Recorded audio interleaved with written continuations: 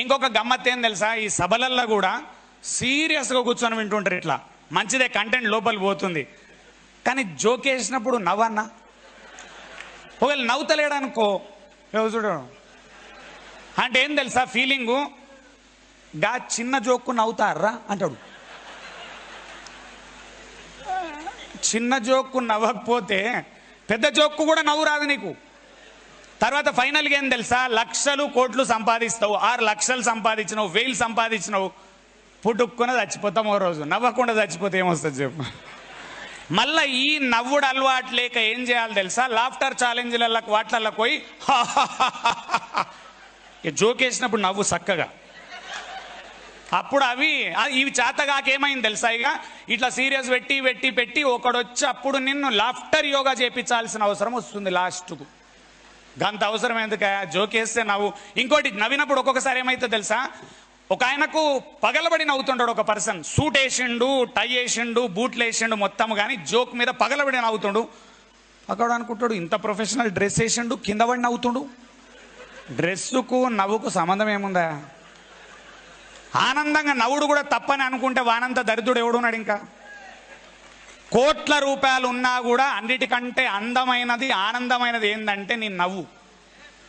అది పెదాల నుంచి ఓనియకుండా ఎప్పుడు కూడా గుర్తుంచుకోండి. టెన్షన్ రాని, స్ట్రెస్ ఉండని, టెన్షన్ రాని, స్ట్రెస్ ఉండని, పెళ్ళాం దిట్టని నవ్వు, నవ్వురి. ఇంకొక జోక్ తెలుసా, వైఫ్ తింటుంటుంది, నీకు అసలు టమాటాలు తెలియదు, తలకాయ లేదు అని నవ్వుండి. తిడుతుంటే నవ్వెట్లు వస్తుంది, నువ్వు మనిషివేనా? ఎందుకు తెలుసా, నువ్వు తిడితే ఆమె తిడుతుంది తప్ప నువ్వు నవ్వుతే ఆమె తిట్టలేదు. మొగోళ్ళకి లాజిక్ చెప్తున్నా వినుండి. నువ్వు బయట తోపు తొడిమే లేకపోతే బయట ఏమనగా ఇంట్లో కడప దాడుతున్నావు అంటే ఏమనుకోవాలి తెలుసా, జాగ్రత్త, ఒళ్ళు దగ్గర పెట్టుకొని మాట్లాడు అని ఎంటర్ కాండి. అప్పుడు లొలులే ఉండయి. 90% ఆఫ్ ది ప్రాబ్లమ్స్ ఎక్కడ వస్తున్నాయి తెలుసా, మీ అందరికి అర్థం చేసుకోవాలి. హానెస్ట్లీ మనము పెళ్లి చేసుకుంటున్నాం, ఆనందం కోసం పెళ్లి చేసుకుంటున్నాం, బాధ కోసం చేసుకోవట్లేదు. కానీ ఒక గమ్మత్తైన అలవాటు అందరికి ఏమైంది తెలుసా, సొసైటీలో అందరు చెప్తారు, పెళ్ళి వెడ్డింగ్ కార్డ్ ఇవ్వడం నీయంగానే నేను ఈ పని అయిపోయా, సావుకు పోతలేము, సస్తలేము, పెళ్లి చేసుకుంటున్నాం. కానీ ప్రతి ఒక్కరు ఏమంటారు తెలుసా, పెళ్లి కార్డు ఇన్విటేషన్ ఇవ్వగానే అయిపోయారనేది. ఇక వీనికి డౌట్ ఏమొస్తుంది, ఇప్పుడు పెళ్లి కార్డు ఇస్తున్నానా నేను ఇంకేమని ఇస్తున్నానా? ఇక మన్మధుడు సినిమాలు అయితే మీరు చూసిర్రు, డైరెక్ట్గా నాగార్జున చెప్తాడు, ఎందుక పెళ్ళి అంటే, సార్ పెళ్ళా అంటాడు, పెళ్ళి సార్. మళ్ళీ అడుగుతాడు, పెళ్ళా? వద్దు సుబ్బారావు చేసుకోకు. ఇట్లా తయారు చేశారు సొసైటీని.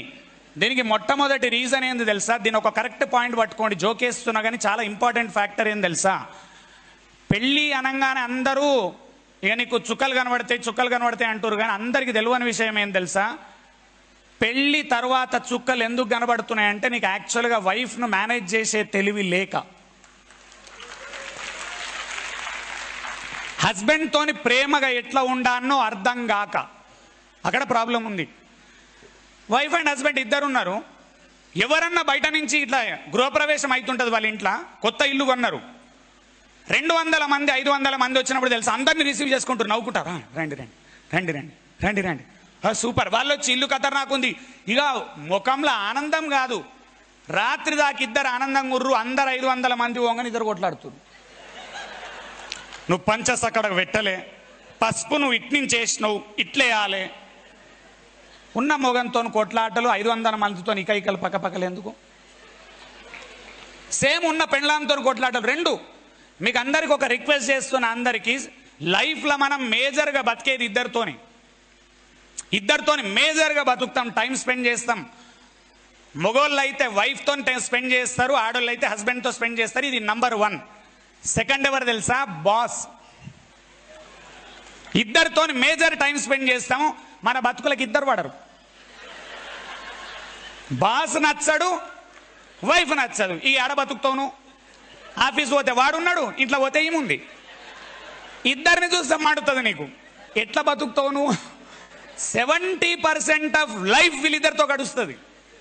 నేనేమంటా, కొట్లాడొద్దు వాళ్ళిద్దరితోని, దగ్గర ఉండాలి, అండ్ లొల్లి పెట్టుకోవద్దు. నవ్వాలి, ప్రశాంతంగా ఉండాలి. దీనికి ఒక బుక్ చదవండి. టాపిక్ ఇవాళ ఇది కాదు, కానీ స్టార్ట్ అయింది కాబట్టి చెప్పి వేరే దాంట్లోకి వెళ్ళిపోతా. నెక్స్ట్ టైం ఎప్పుడన్నా ఈ టాపిక్ ఫుల్గా చెప్తా. Men are from mass, women are from Venus అనే బుక్ చదవండి. ఏం book? Men are from mass, women are from Venus. పురుషులు శుక్రగ్రహవాసులు, స్త్రీలు కుజగ్రహవాసులు అని తెలుగులో కూడా ఉంది. మీరు టెన్షన్ పడాల్సిన అవసరం లేదు. బుక్ షాప్ ఓన్ దగ్గరకు పోయి మొగోడు ఆడోళ్ళ మీద ఏదో బుక్ ఉంది ఇవ్వను, వాడు పుట్టుకుని తీసిస్తాడు. ఎందుకు? బుక్ షాప్లో ఆయన ఎక్స్పర్టు.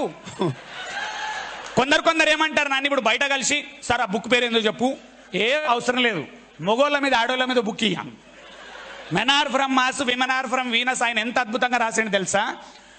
3000 ఫ్యామిలీస్ని కౌన్సిలింగ్ చేసి, ఇన్ఫ్యాక్ట్ ఒక గమ్మత్ ఏమైంది తెలుసా? ఆయన లైఫ్లో కూడా కష్టాలై, ఐ థింక్ నాకు కరెక్ట్గా ఇన్ఫర్మేషన్ గుర్తులేదు ఇవాళ, బట్ అబద్ధం వద్దు, ఒకవేళ ఇన్ఫర్మేషన్ కరెక్ట్ అయితే ఆయనకు కూడా ఐ థింక్ డైవోర్స్ ఇష్యూ ఏదో అయింది చిన్నగా, బట్ లెటర్ కరెక్ట్ అయినుండు. ఆ తర్వాత 3000 మందిని కౌన్సిలింగ్స్ చేసి చేసి చేసి ఒక హైలైట్ బుక్ ఏం రాసిండి, ఇది men are from mass, women are from వీనస్లా మొగోళ్ళ మెంటాలిటీ ఏంది, లేడీస్ మెంటాలిటీ ఏంది.